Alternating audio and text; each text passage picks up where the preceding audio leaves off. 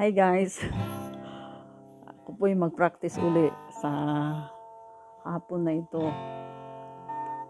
Habang may rest na oras, ay gamitin ko na lang sa pag-practice. Sige lang, panoorin lang ninyo.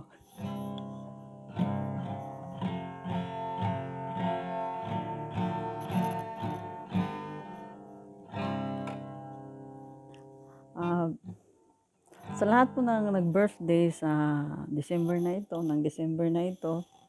yung mga nag-birthday ng month ng December, ako'y hahabol kung tapos na yung mga birthday ninyo.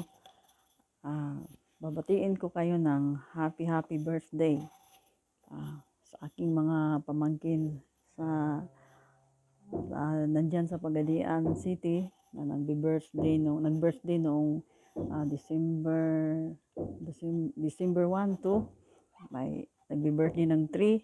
Sa lahat po ng mag-birthday ng month na ito, binabati ko kayo ng happy birthday.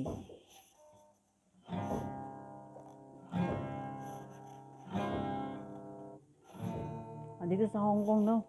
Dito yung medyo malamig, kaya medyo makapal na namin ang sinusuot namin dito.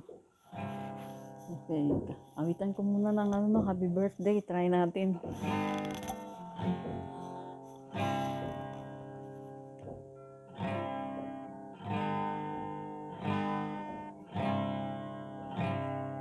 Try natin awitan ang mga lahat na nag-birthday sa month na ito. 1, 2, 3, 4.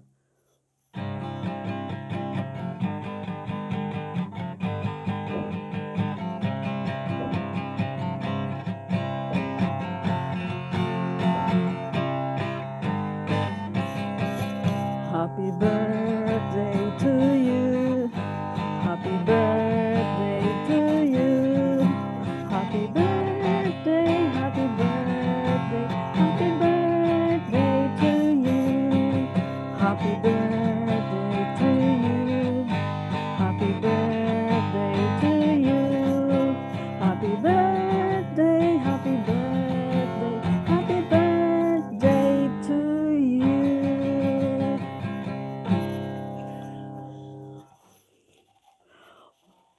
Happy birthday sa lahat. Pasalamat tayo sa lahat ng nagdaan na mga taon sa ating buhay. At sa lahat pa na darating na mga taon sa ating buhay. Sa lahat na nabawas na mga taon at sa lahat ng mga darating pa na mga taon. Ulitin ko pa. Happy birthday to you. Happy birthday to you. Happy birthday, happy birthday, happy birthday to you. Happy birthday to you. Happy birthday to you. Happy birthday, happy birthday, happy birthday to you.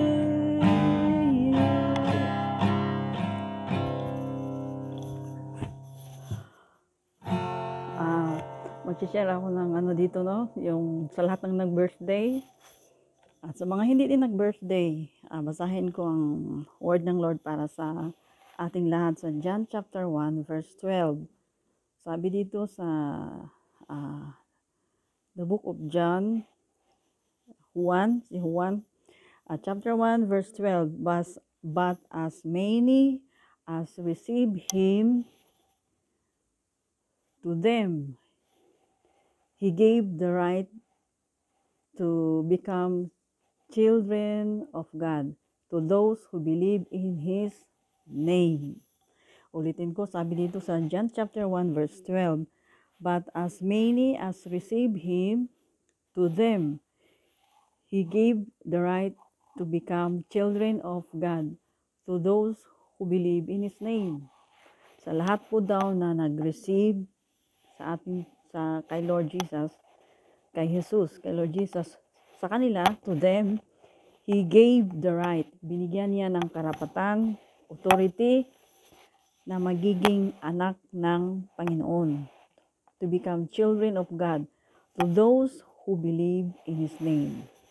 Unang-una yung nag-receive sa ating Panginoon at yung nanampalataya o nag-believe sa ating Panginoon, binigyan sila tayo or kayo po yung mananampalataya o kayo pong nag-receive o nag-accept kay Lord, tinanggap nyo siya at nanampalataya tayo sa Kanya, binigyan po tayo ng karapatan, authority na magiging anak niya. Amen. Yung ganda nun, no? Magiging anak tayo sa kataas-taasan Diyos. Hindi lang natin alam kung anong klaseng authority ang binigay ng Panginoon sa atin, kaya magbasa po tayo ng Bible para malaman natin. Para yung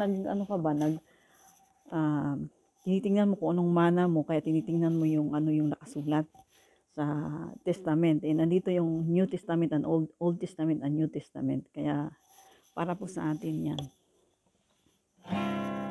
Akin pong dalangin na yung mga nag-birthday ay yung mga hindi po ninyo nakamta noon ng taon, sa mga nakaraang taon, at saka sa taon na ito ay inyo pong ma-receive sa susunod na mga araw o susunod na mga buwan o mga taon. Sa lahat ng nag-birthday, God bless you all. No? Lahat ng pagpapala ng Panginoon, lahat ng dinisay ng puso mo, we pray na ibibigay yon ng ating Panginoong Jesus. In Jesus' name, Amen.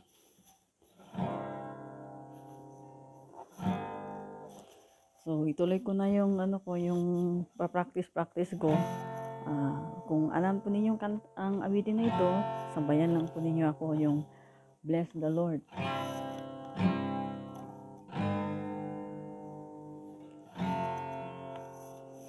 Pakita ko sa inyo yung copy ko, no? Kaya nagpo-practice talaga ako. Ito yung copy ko.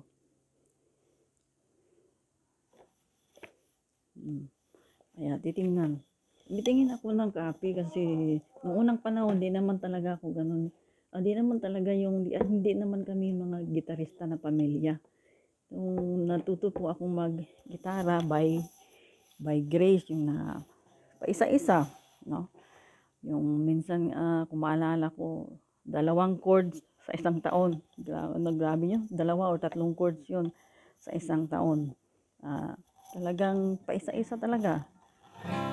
Ayan, D muna, tapos A, tapos G.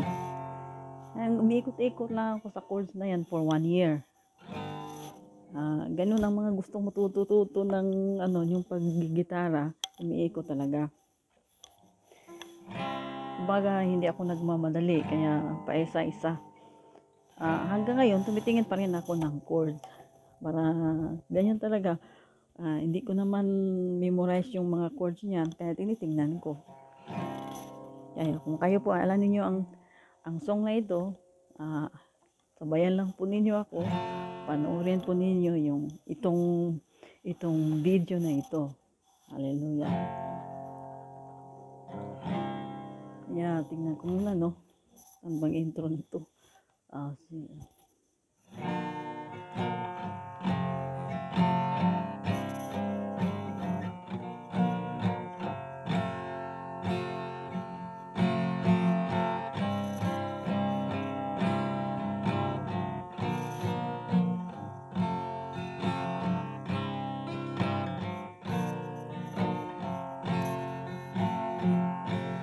Bless the Lord, oh my soul, oh my soul, worship Him.